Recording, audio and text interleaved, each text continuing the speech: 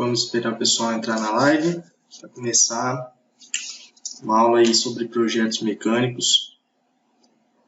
Vamos aguardar aí uns 3 minutinhos aí para poder iniciar o conteúdo.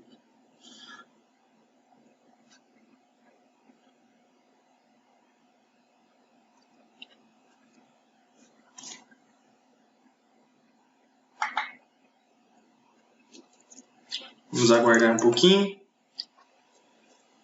para dar início ao conteúdo aí.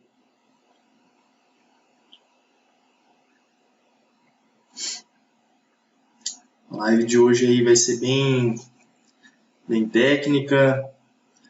Eu deixei aí numa publicação, o pessoal mandou algumas perguntas, eu separei algumas mais interessantes sobre projetos mecânicos e tudo que envolve a área, né? E eu vou responder isso no final da live, mas se vocês tiverem dúvida, enviem aí no comentário aí que eu vou estar olhando e separando para responder no momento oportuno. Essa live ela vai ficar gravada, tá? Vai ficar salva no feed. Vou fixar ela lá no feed, para que quem não pôde assistir consiga assistir em um outro momento.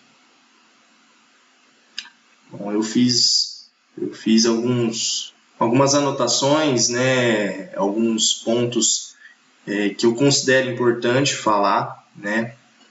Eu não costumo aparecer muito aqui, mas em stories, mostrando o dia a dia, né? Como é o cotidiano de um projetista, né?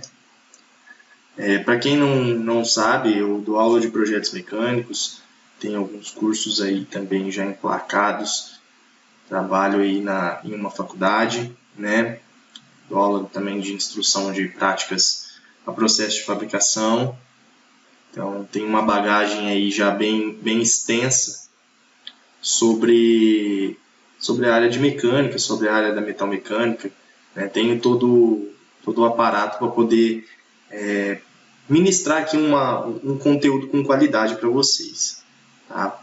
Eu vou já iniciar, como essa live vai ficar salva, quem não conseguiu assistir do início, né, vai poder assistir depois, acessando aí o feed, tá bom? Eu vou falar aqui nessa live aqui sobre, né, as competências que um projetista deve ter, né? Competências são as habilidades para poder fazer um projeto mecânico real, né, funcional, do zero, para poder ter quais são, né, essas habilidades que eu considero, né, e eu passo muito isso nos cursos e até para os alunos lá da faculdade, que eu considero importante para a questão de você conseguir fazer um projeto mecânico, tá bom?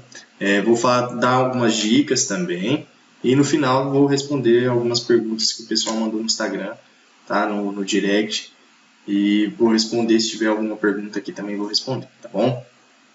Então, no primeiro momento eu vou falar sobre o que é um projeto mecânico. Muitos de vocês sabem, né? Mas um projeto mecânico é a criação de um equipamento, de um facilitador, né? Que seja mecânico, né? Que envolva a mecânica. A mecânica não se restringe só à questão de motor, questão industrial, que envolva movimento, a mecânica, né? Que envolva uma interação direta com a pessoa que vai utilizar, com o seu operador, né, se for o caso de uma máquina, e também como um facilitador, né, na vida da sociedade, né? Eu creio que hoje os projetos mecânicos são criados, né, e são confeccionados com o intuito de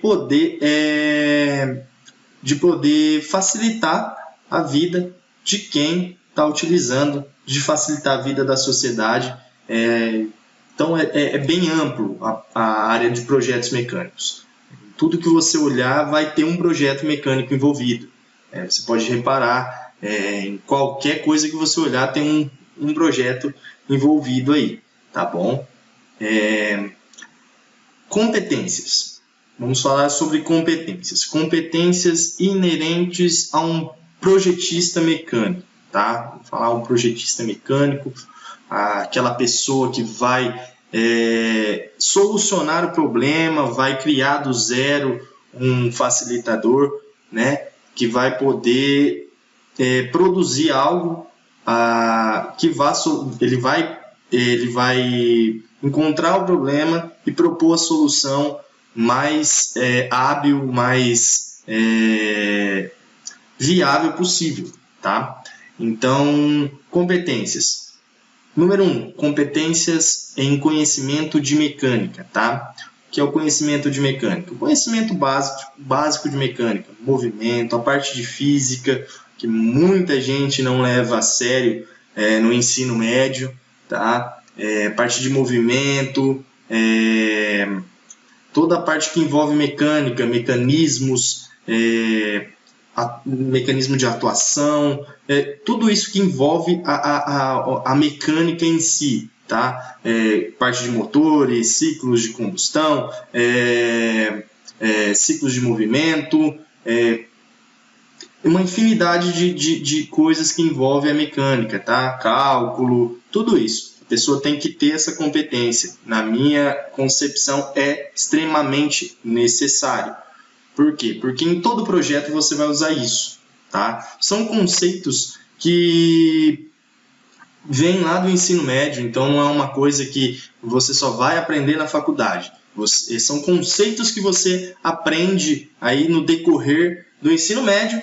Se você levar isso a sério, após um curso técnico, você vai sair bem, numa faculdade você vai sair bem, tá? Então, competências em mecânica, conhecer máquinas, peças, ferramentas, estruturas, é essencial e primordial para poder dar início à sua criatividade em propor uma solução ao problema, que é, no caso, um facilitador.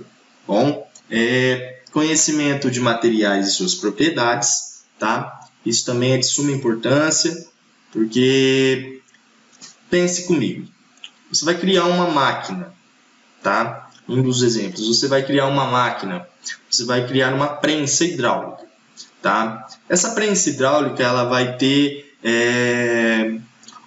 vários requisitos necessários para poder executar a tarefa que ela tem que executar, tá? Que no caso é prensar e conformar, né, o material através da pressão, tá? Em um projeto desse tipo, jamais eu usaria um material maleável, tá? Então daí a importância de você conhecer materiais e suas propriedades. Em uma prensa dessa, não considerando uma prensa de alto calibre de pressão, você tem que trabalhar com um metal, né, um material, no caso metal, um aço, que tenha uma espessura maior, para ter uma resistência maior, tá? Os pontos de fixação do cilindro hidráulico, onde vai fazer o movimento, a base onde vai suportar a carga, tá? A base onde vai a peça, que vai suportar a conformação mecânica. Então, o conhecimento em materiais, em suas propriedades, é de suma relevância, porque você vai poder fazer a escolha de um material que vai suprir a sua necessidade, que vai ter resistência mecânica necessária para o projeto, que não vai ter uma deformação, que o esforço utilizado, exigido no seu projeto, ele não vai ser maior, né? A resistência vai ser maior do que o nível de resistência elástica, no caso, tá? Então, assim, você tem que ter esses parâmetros, você tem que ter o conhecimento desses parâmetros para poder fazer a escolha correta no seu projeto, tá?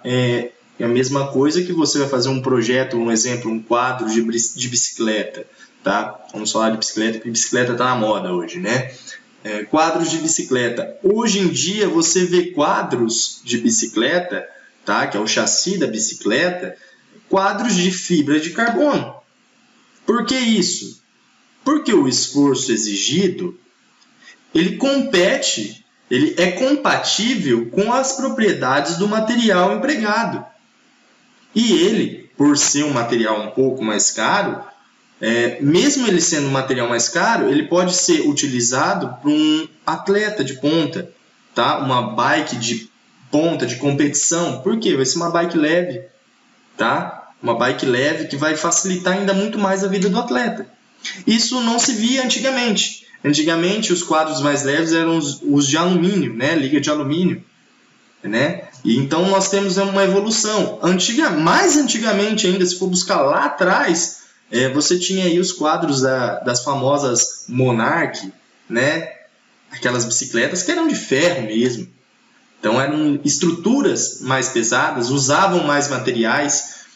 A aerodinâmica, a distribuição dos materiais era feita onde você consumia mais material, ela ficava mais pesada. Hoje em dia, uma posição que você muda, um travamento que você faz, você já consegue obter uma resistência absurda, tá?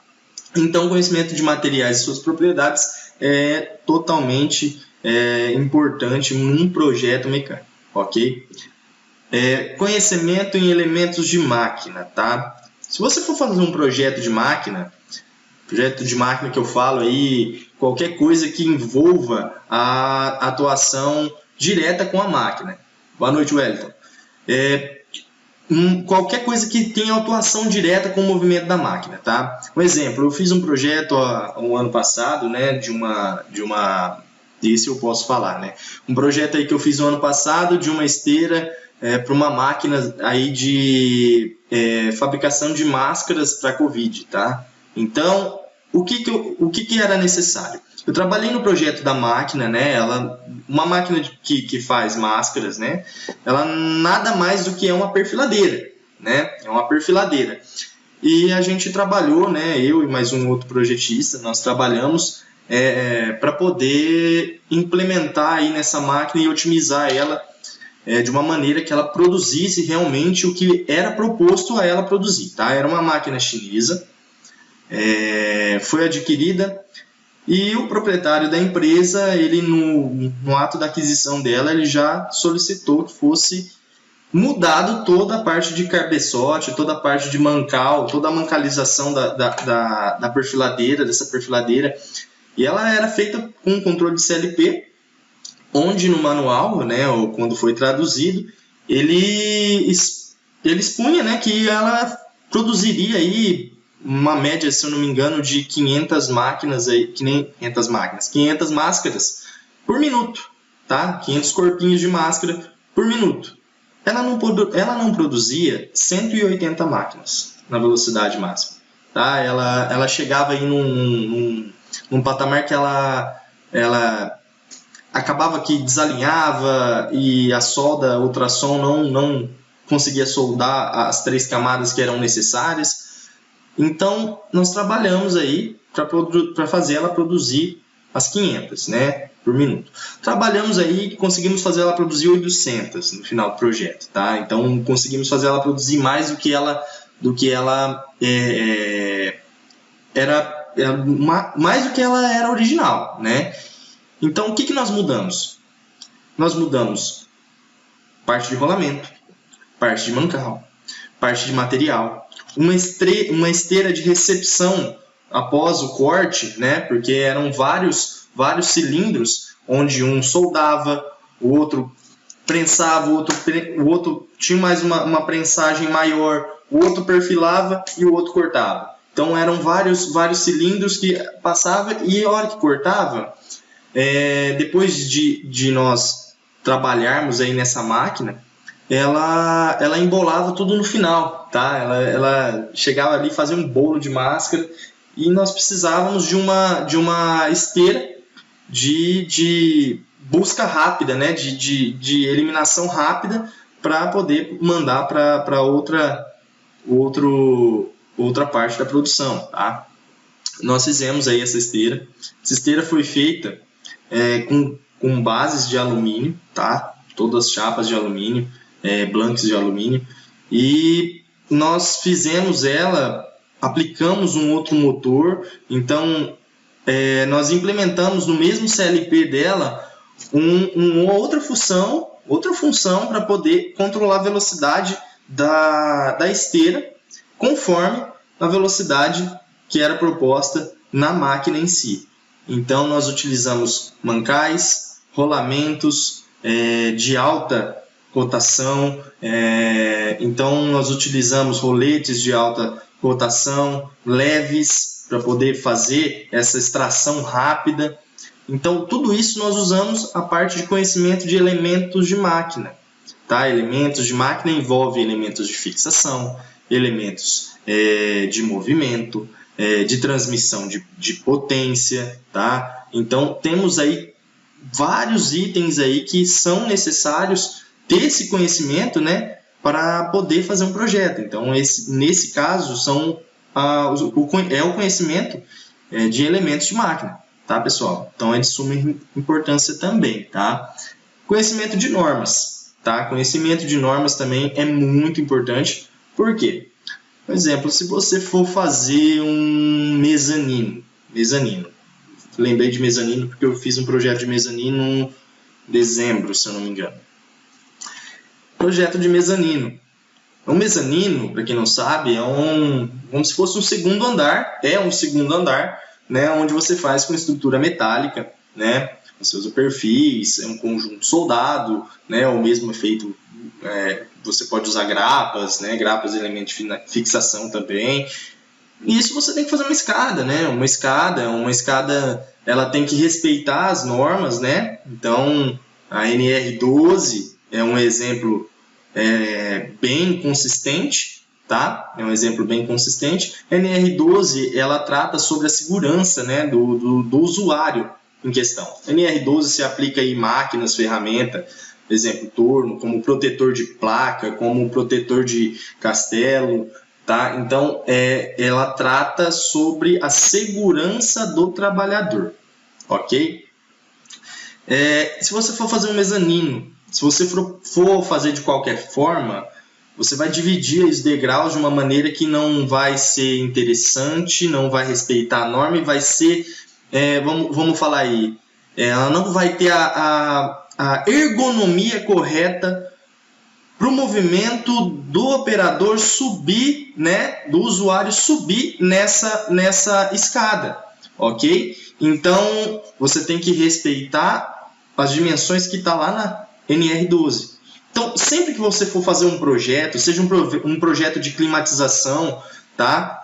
Seja um projeto de mezanino, de estrutura metálica, de máquina, você sempre tem que fazer a busca, um estudo, antes de fazer esse projeto, de iniciar esse projeto, você tem que fazer um estudo, pesquisar normas, para você saber até onde vai a sua limitação, onde você pode fazer de uma forma, se você fazer de outra forma vai estar errado, você vai ter que ter um retrabalho depois, tá? Então, é sempre importante ter a consulta de normas, NBRs, ABNT, normas DIN, normas aí, AISI, tá? Então, temos aí inúmeras normas para infinidades de processos, tá? Então, é interessante você trabalhar com normas também, ok? Conhecimento em processos de fabricação. Aí é o ponto-chave. Por que o ponto-chave? A maioria dos projetistas projetam no computador, fazem aí o projeto da peça, o projeto do equipamento, o projeto da máquina, porém, não tem aquele feeling, não teve o contato de como ele é feito, tá? Então, de antemão, um projeto ele tem que ser manufaturável. O que é ser manufaturável? É o projeto ele ser fabricável. Você poder fabricar esse projeto, tá? Às vezes você faz um projeto inteiro, beleza, no software, deu certo. Análise de elementos finitos, ok. Mas não tem como você fazer ele.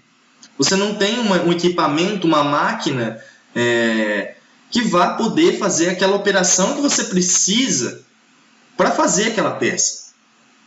Então, muitos projetistas não tiveram o contato com o chão de fábrica, com o processo de fabricação. Hoje eu dou aula de processos aí de fabricação, parte de usinagem, tá? Já trabalhei também muito tempo com área de torno, área de retífica, área de automação industrial. Por isso você tem que pensar dos dois lados da moeda, tá? Você tem que pensar em você, projetista, você aqui propondo a melhor solução do problema, propondo a melhor forma de executar aquele projeto para facilitar para o operador, para o usuário, mas você tem que pensar no operador também, em quem vai fabricar, quem vai confeccionar o que você está projetando. Já recebi muitos, quando eu trabalhava em chão de fábrica, já recebi muitos projetos que chegavam a folha para mim e eu olhava e falava, gente, não dá para fazer. E realmente não dava. Aí descia o engenheiro e falava, não dá para fazer. E muitas vezes ainda havia desavença por conta disso, porque realmente não dava para fazer e a pessoa batia o pé e falava, não, tem como fazer. E não tinha. Tá? Então, você... Antes de fazer o projeto, você tem que ir nos seus fornecedores, ver o que eles te oferecem de processo de fabricação, ver o que é disponível na tua região. Se você for fazer ali, for confeccionar, esse projeto for feito na sua empresa, você tem que saber quais equipamentos estão disponíveis para você fazer esse projeto. Tá? Então é de suma relevância saber isso também. Beleza? Domínios de software de modelamento 3D e de análise de elementos finitos. Você tem que saber todas essas competências que eu falei anteriormente e você também tem que ter o domínio de um software 3D, de modelamento 3D, seja ele SolidWorks, Inventor, NX, tem uma infinidade, Solid Edge, existem vários, tá? Vários. Eu trabalho com SolidWorks, trabalho com Inventor, trabalho com Creo também tem Creo, muito top. Já trabalhei com Solid Edge. Então, você tem que dominar, tá? Não falo para você fazer um curso de todos, tá? Não é necessário, porque as ferramentas são quase as mesmas. O que muda é uma interface aí de um para outro, tá? Algumas opções que tem não tem outro. Uns são melhores para renderização, outros não, tá? Então, você tem que ter o domínio do software, de você desenhar, tá? Eu peguei época ainda de desenhar na mão, tá? Em prancheta.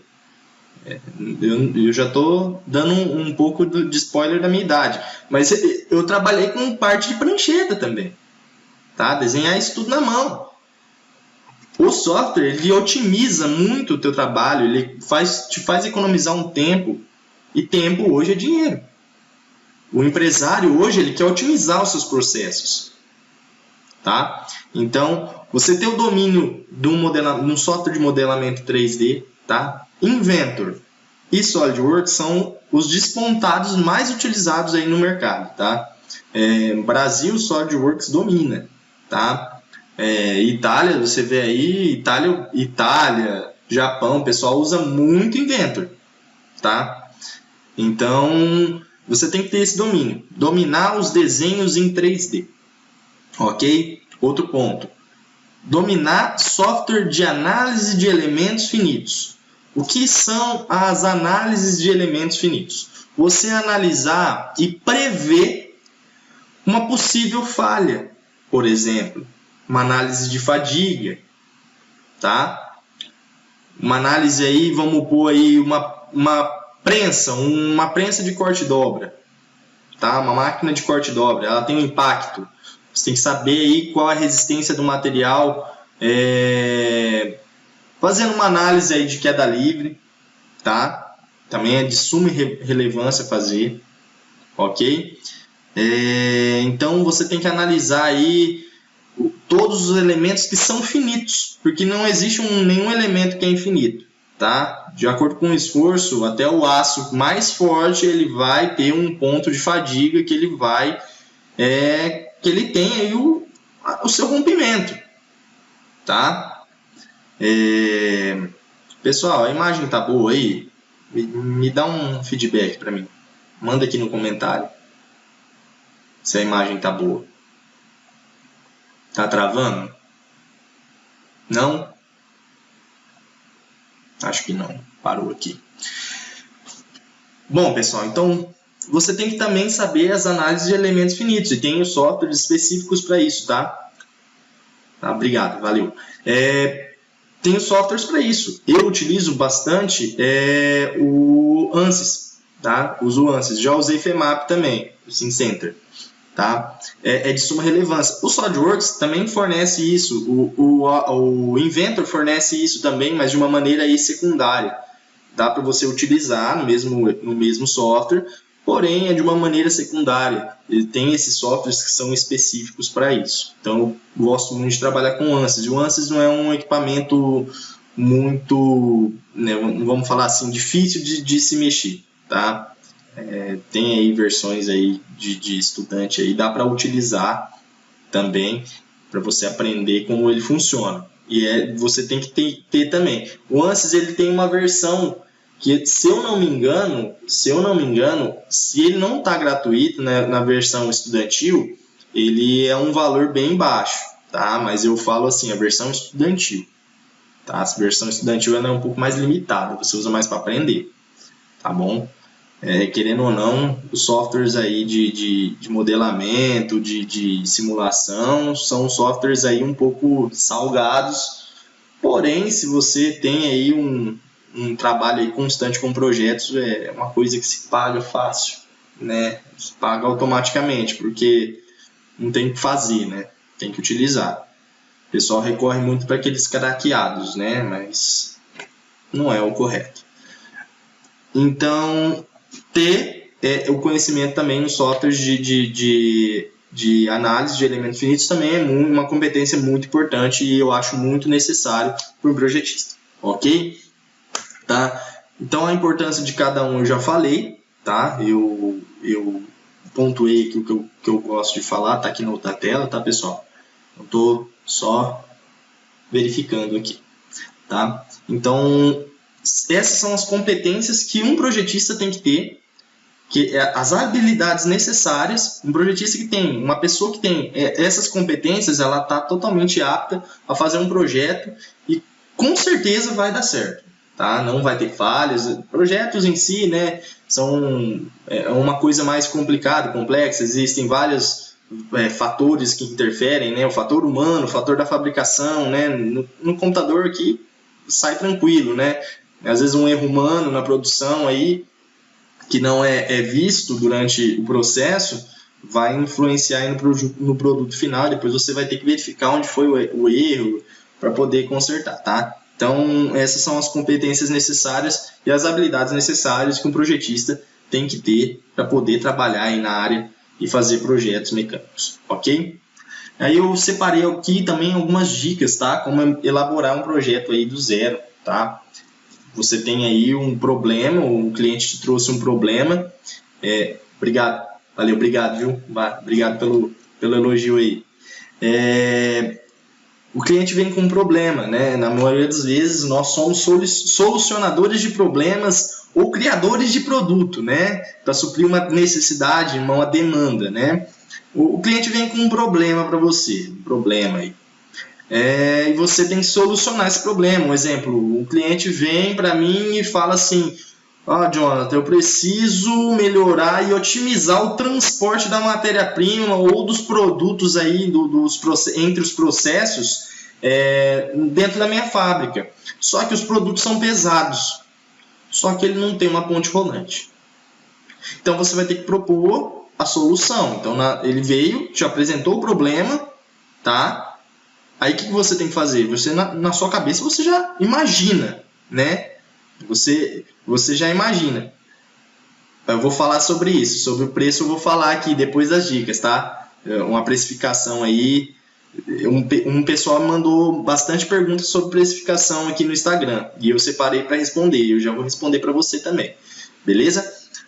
O cliente vem aí com problema aí de transporte e tal, você na tua cabeça já sabe que você tem que fazer uma ponte rolante. O que você tem que fazer? Você tem o projeto da planta da fábrica?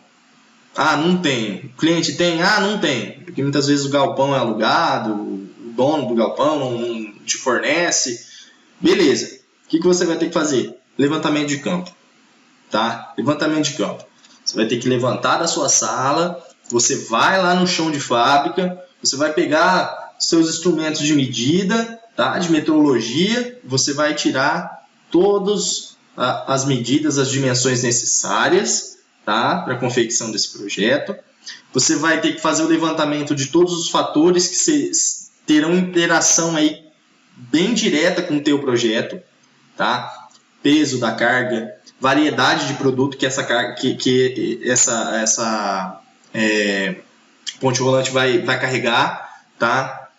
Quais são os movimentos, para onde ela tem que movimentar, que tipo de ponte rolante você vai trabalhar, se é uma ponte KBK ou não, tá? Então, são vários fatores. Então, para isso, você tem que fazer o levantamento de campo.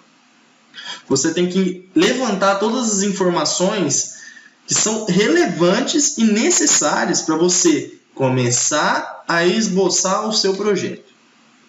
Tá? Começar a colocar no software a solução do problema que você vai propor. Tá? No caso, a sua ponte rolante. Tá? Então, levantamento de campo é essencial na vida de um projetista. Quando você não tem todas as informações, quando o cliente não te passa todas as informações, você tem que fazer um levantamento de campo.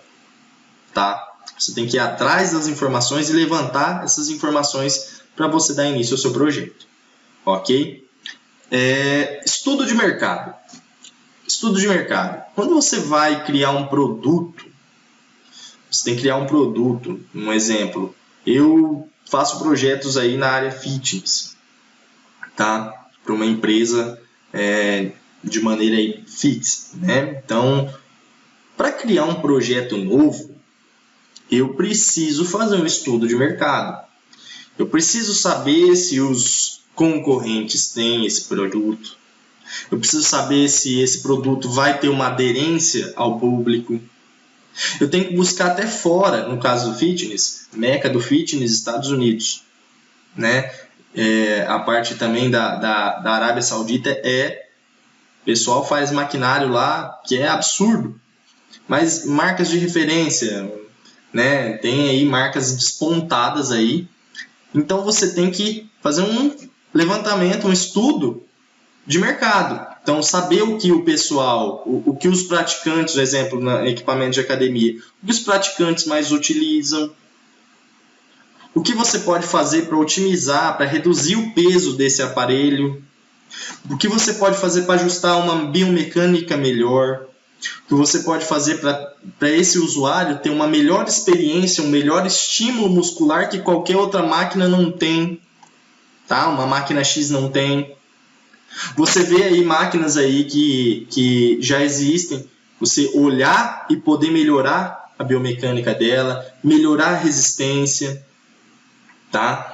Então, o estudo de mercado é essencial para você criar um produto novo, tá? Você observar essa necessidade conforme a demanda, tá? Você tem que concatenar isso, tá? Necessidade, né? E se vai realmente ter essa aderência. Estudo de mercado, tá? Estudo de mercado padrão, fez o levantamento, fez o estudo de mercado, você vai fazer o pré-projeto. O pré-projeto é um projeto que você faz um croquis, tá? Um croquis, quem não sabe, aí é um desenho aí que você faz para fazer uma apresentação para o seu cliente. Um croquis propondo a solução X, o produto X. Você vai, faz esse croquis, seja em 2D no AutoCAD, seja em qualquer outro software, tá? Faz esse croquis, leva para o seu cliente, tá? Leva para o seu cliente. Por que eu falo pré-projeto? Porque em cima desse pré-projeto, você vai poder ajustar da melhor forma possível. Às vezes uma dimensão não é compatível com o que o cliente quer, o cliente necessita.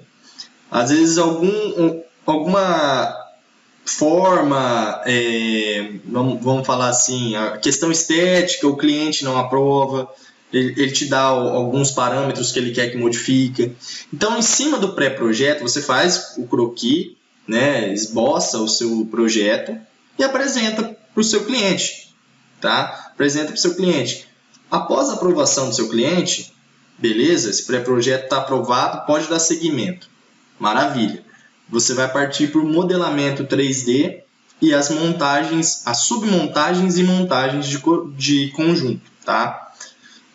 No caso, criei uma máquina nova, um equipamento fitness novo, apresentei para o meu cliente, para o empresário, o empresário, não, beleza, pode dar seguimento. Beleza, aí você começa a fazer os desenhos peça por peça, tá? Peça por peça. Você vai fazer tubo tal, comprimento tal, bitola tal. Então, você vai desenhar peça por peça, tá? Eu gosto de fazer o seguinte, eu desenho a primeira peça e eu já começo a montagem, tá? Um exemplo, vou montar uma base de uma máquina. Nessa base eu vou fazer, primeiro eu vou modelar todos os itens da base, todas as peças da base. E eu vou montando isso já junto, vou modelando e vou aplicando na montagem. Porque para mim fica mais fácil, eu acho muito mais fácil você, durante o processo de montagem, ajustar do que você fazer todas as peças primeiro e depois fazer os subconjuntos. Tá? Eu gosto de trabalhar com subconjuntos, fica muito mais fácil você detalhar depois. Tá?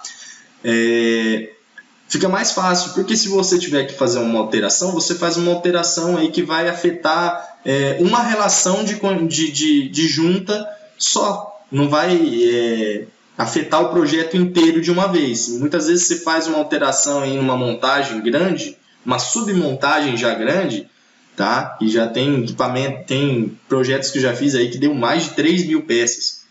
Então aí vai tempo, aí se você faz tudo de uma vez, aí você chega lá no fim, simula, faz análise de elementos finitos, não é aprovado, você tem que mudar alguma coisa, aí, meu querido, vai dar problema, porque se você alterar um décimo de milímetro em uma peça, ela vai afetar as relações de posição, posicionamento de todo o subconjunto. Então isso o programa vai dar erro, aí até você achar esse erro você vai perder tempo. Então, modelamento e montagem. Depois levantamento de campo, estudo de mercado, modelamento e montagem. Você fez o modelamento peça por peça, fez os subgrupos de montagem e a montagem completa. Ok? Análise de elementos finitos.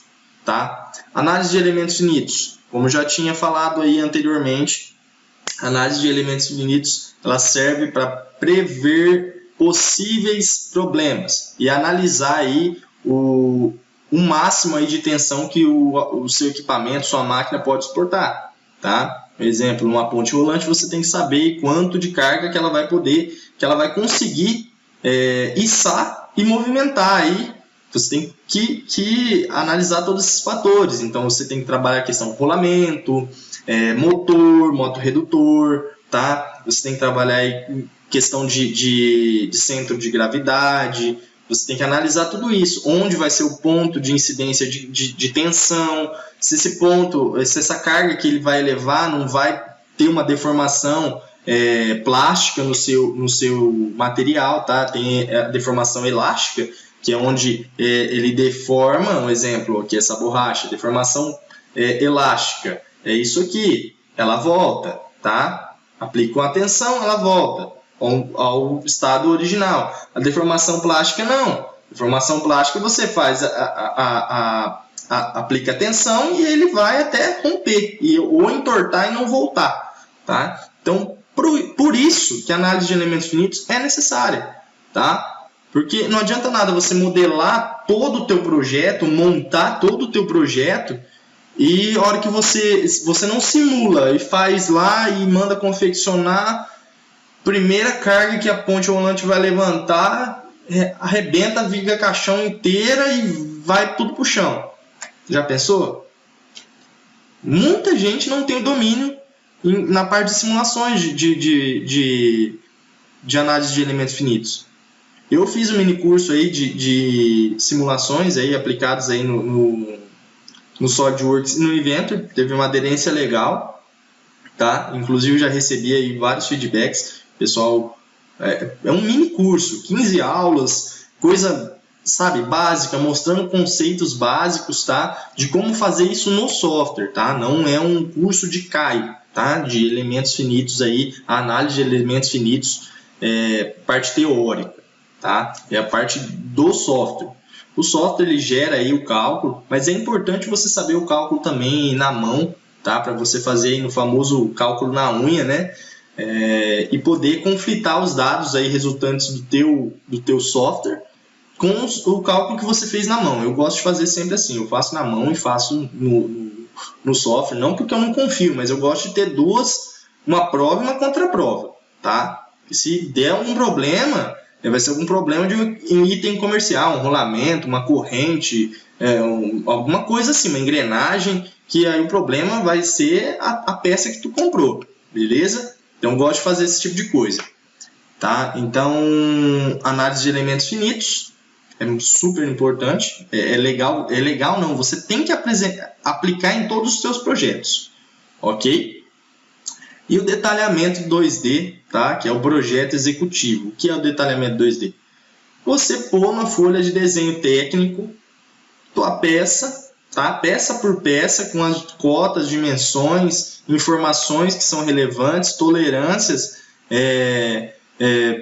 simbologia de superfície, acabamento de superfície, simbologia de solda, como tem que ser acoplado, tudo. Você tem que detalhar no detalhamento, por isso que eu já falo, detalhamento 2D. Você detalha, você esmiuça o seu projeto numa folha de papel. Para quê? Para o operador de máquina, para o cara que vai dar início ao processo de fabricação do teu projeto, ele saber como fazer. Tá? O que eu gosto de falar, tá? No projeto executivo, tá? Que é o projeto de detalhamento 2D. Você tem que pensar no operador que vai fazer, no teu fornecedor, no cara que vai confeccionar o teu projeto, que vai fabricar, que vai soldar, que vai montar, tá?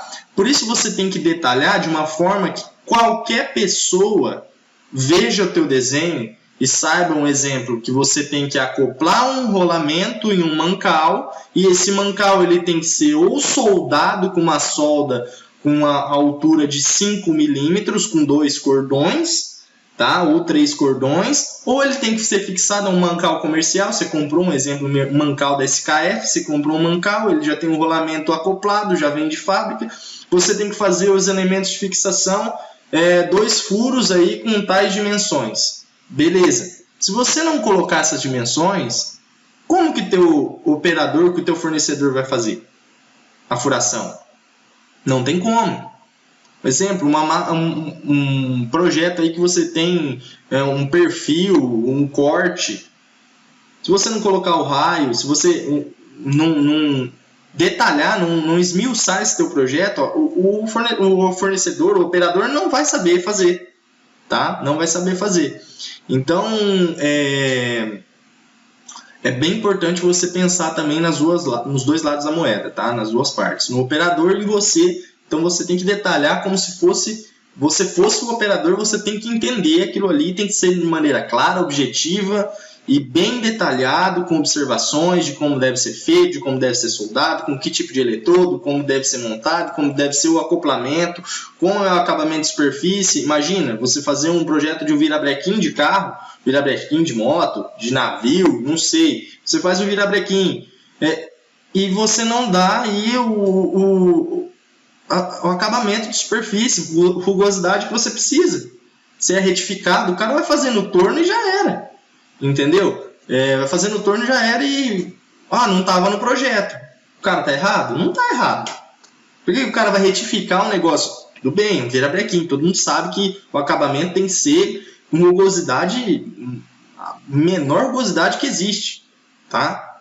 Tem que ser uma peça quase bem polida mesmo, tá? Porque vai ter uma movimentação, a biela vai estar movimentando ali, não pode ter aderência, não pode ter... ela tem que rodar livre, tá? Então, um acabamento mais grosso, com rugosidade mais grossa, rugosidade de usinagem, vai fundir na primeiro 1000 RPM que rodar, entendeu? Então, é muito importante aí você detalhar da melhor forma possível, da maneira mais clara, objetiva, pensando aí no operador, no cara que vai fazer o teu projeto, ok?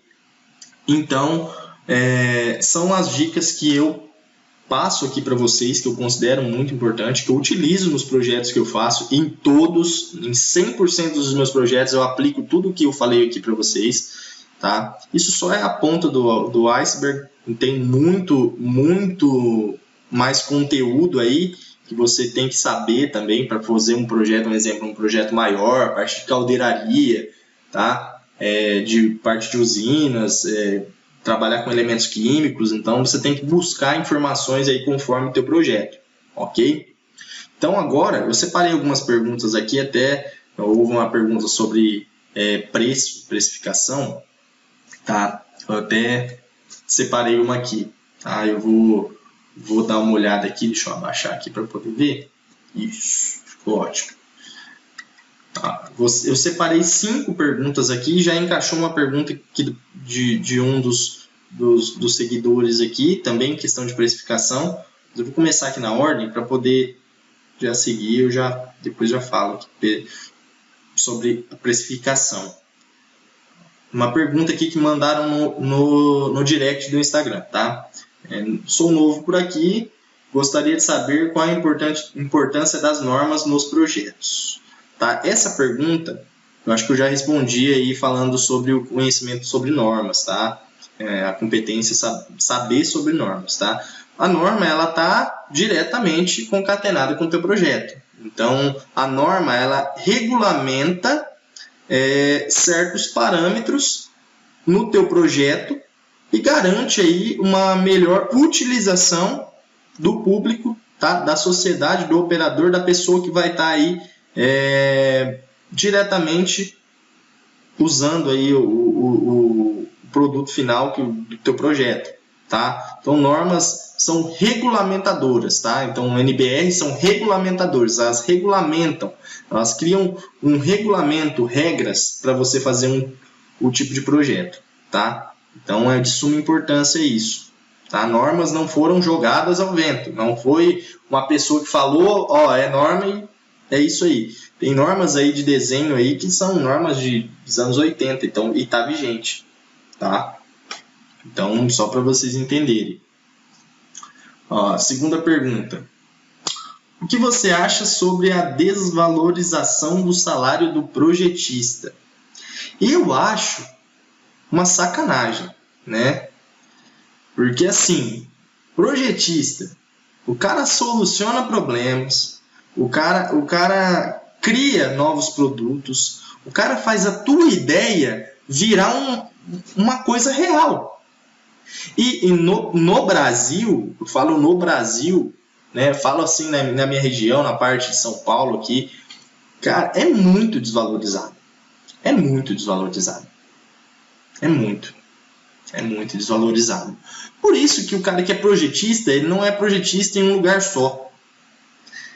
Na maioria dos casos, no meu caso, eu tenho minha empresa de projetos, faço projetos para empresa fixa, né? Faço alguns outros projetos para usinas aí, que são projetos aí que vão aparecendo e a gente vai produzindo, tá? Parte de implementos rodoviários. Então, assim, eu não fico preso, uma dica minha, eu não fico preso a uma empresa. Tá? Questão de responsabilidade técnica. O pessoal não paga responsabilidade técnica, tá? Sabe que hora que eles vão procurar você para assinar? Quando o CREA chega. O CREA chega, pancada no empresário. O empresário desespera, o empresário precisa da tua assinatura. Ele precisa que você assine como responsável técnico. Mas aí você para pensar. Se um cliente, uma pessoa vir te procurar dessa forma, tá? Tu vai pôr teu nome lá onde não tem projeto nenhum? Existem pessoas que põem, tá? Só que o pessoal esquece que se der algum problema, a responsabilidade cai em cima do técnico, do engenheiro, do projetista, tá? Então, o que eu falo, o que eu vejo muitos projetistas, tá? Existem pessoas e pessoas, não estou generalizando a categoria, mas tem gente que se prostitui por qualquer R$300. Tudo bem, nós temos que pegar serviço, mas não pode. Desvaloriza, a gente se desvaloriza. E desvaloriza a categoria. Não é à toa aí que o nosso teto aí não passa de 4 pontos. Tá? Eu falo aqui em São Paulo, olhando o Vagas aí, o site do Vagas, ele mostra aí a média salarial. A média está de 3 mil. Agora, se você encontra uma empresa que paga 3 mil para você, irmão, fica nela. Aqui em São Paulo, fica nela. Porque o pessoal não paga. Tá? Não paga. Então, a desvalorização da categoria, eu falo assim, nossa área é linda. Nós criamos coisas novas. Nós resolvemos problemas que pessoas que não têm conhecimento não resolvem. Nós resolvemos problemas aplicando o nosso conhecimento. Tá? Então, é o que eu falo. É uma desvalorização, porque eu não estou vendendo um produto. Estou vendendo meu conhecimento. É o que eu costumo falar para o cliente. Quando o cliente reclama do meu preço, tá? Ó, meu seguidor que perguntou. O cliente reclama do preço. Você não está vendendo um produto. Você está vendendo o teu conhecimento. Você está colocando ali no projeto, que muitas vezes vai falar assim, é um tripé. Está fazendo um tripé para segurar um celular. Mas beleza, e o peso do celular?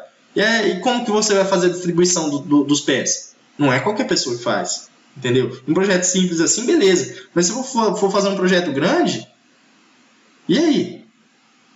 Uma estrutura de um galpão. Se fosse qualquer um, se o empresário sentasse fazer e fazia ela. Entendeu? Não é assim. Então não pode desvalorizar, mas o pessoal desvaloriza demais. Então uma dica que eu falo, não se prenda a uma empresa só. Tá? Faça projetos freelancer. Se você é técnico, faça aí o que te compete dentro da tua empresa. Faça parceria com engenheiros. Tá? Não se prende a uma empresa, não. Voa. Tá? Outra pergunta. Me formei no ano passado e não sei qual área seguir. Qual me indica? Eu não posso indicar uma área. Tá? A área de projetos mecânicos é bem ampla. Então, tu vai ter que fazer um projeto aí e saber em qual área você se identifica mais, tá? Eu faço projetos de estrutura metálica tranquilamente, faço projetos de máquina tranquilamente, parte de caldeiraria tranquilamente, faço aí implementos rodoviários e agrícolas tranquilamente. Tá? Então tem essa facilidade. Fiz aí projetos também na parte da área médica, tranquilo. Tu tem que achar a tua vocação dentro do projetos mecânicos, tá? Então, procura mais, vê o que você se interessa e busca conhecimento, tá? A outra pergunta aqui, ó. Jonathan, quanto devo cobrar para redesenhar uma máquina que custa mais ou menos R$20.000? Surgiu a proposta, mas não sei como orçar. Jonathan, quando eu tenho que redesenhar uma máquina, eu costumo cobrar aí de 30% a 35% do valor da máquina. Tá? Máquina, não é equipamento, é máquina. Tá? Uma perfiladeira aí que for R$20.000, por exemplo, é 30% a 35%. Só que tem vários fatores que você tem que levar em questão, tá? Complexidade de projeto, tá? Como é que eu posso falar? Deslocamento, né? Deslocamento, se você, um exemplo, teu cliente em outra cidade, você tem que pôr vários fatores aí. Tá? Você não pode cobrar também 35% de uma máquina que tem que fazer inúmeras funções e você cobrar só 35%. Tá? E você tem que levar em consideração também a complexidade também, deslocamento, se você tiver que se hospedar num hotel para ficar lá uma semana fazendo uma consultoria dessa empresa, tá? Redesenhando, tirando medida dessa empresa, da máquina dessa empresa. Tá? Então, você atenta nos fatores que são diretamente ligados ao projeto que você está pegando aí. Beleza? E respondendo meu seguidor, cara, tem como cobrar por hora e por demanda. Eu cobro por demanda. Por quê? Porque eu já tenho muita facilidade e muita experiência em projeto. Então, se eu for cobrar por hora, minha hora é muito cara, o cliente vai assustar e não vai querer. Ele vai fechar com a pessoa que tem a hora mais barata, que tem menos experiência, que vai gastar mais horas e ele vai acabar gastando mais horas, pagando mais nesse que tem menos experiência do que no meu preço, que é uma hora maior, e eu faria em... Por exemplo, o cara vai usar 30 horas, eu uso 12, 10. Entendeu? Eu cobro por demanda. Eu costumo cobrar por demanda. Mas minha hora, se for para cobrar por hora, minha hora também é um valor aí bem mais alto. Tá? Vai da tua experiência. Ok? Mas especifica aí, analisa também complexidade, todos esses fatores que estão inerentes ao projeto que você tem que fazer. Beleza? Faz dessa forma que não tem erro.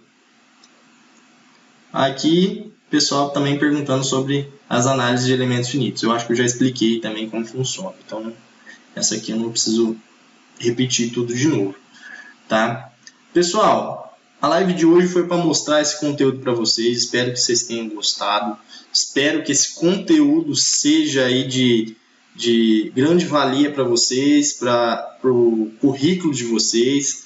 Mais aí também aprendizado, tá? Muitas coisas aí o pessoal... nós somos da área da mecânica também, na área de projetos, nós somos tão focados em trabalho que muitas vezes não sobra tempo para bater esse papo aqui, conversar, beleza? Falar sobre projetos, sobre preço, fatores aí que são inerentes ao projeto, tá? Então essa live foi feita mais como uma mentoria, tá? Uma mentoria gratuita aí, conhecimento gratuito nunca é demais. Eu acho que conhecimento nunca é demais. Se é gratuito, então, aproveita. Eu mesmo aproveito. Eu, como trabalho na faculdade, eu vivo numa biblioteca lá, cheia de livros. E eu me acabo lá com conhecimento, porque conhecimento nunca é demais. É o que ninguém pode tirar de você. Ok? Pessoal, só lembrando, tem alguns cursos aí dispostos aí, tá até no link da bio. Para quem se interessar, cursos de simulações aí, aplicados aí no software, tá? Curso de programação de CNC tem também. Estou com outro projeto grande aí para fazer um projeto grandioso, trabalhando todas as matérias aí que trabalho também em faculdade, tá? Voltadas especificamente para projetos mecânicos, tá? Mas eu vou soltar isso aí para vocês só no final de fevereiro.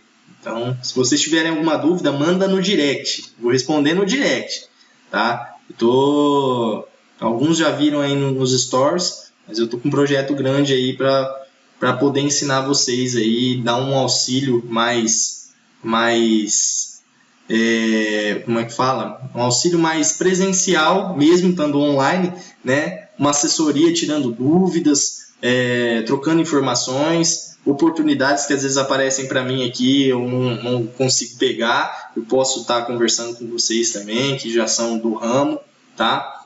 Então é de grande valia, vai ser de grande valia para o currículo de vocês, vai ter certificado, vai valer parte de faculdade também, tá? Então estou fazendo um negócio bem top para vocês, tá? Eu vou comentando isso com vocês aí durante o decorrer dos dias. Ok? Se tiver dúvida, manda no direct que eu vou responder. Ok? Olha o Gabriel falando, eu lembro do seu, irmão. Tamo junto. Pessoal, eu agradeço mais uma vez. Agradeço por vocês darem aí um tempinho, tirar um tempo para aprender um pouco mais. Conhecimento nunca é demais e eu estou aqui para ajudar vocês. Tá? Conhecimento parado, eu falo assim, é egoísmo, né?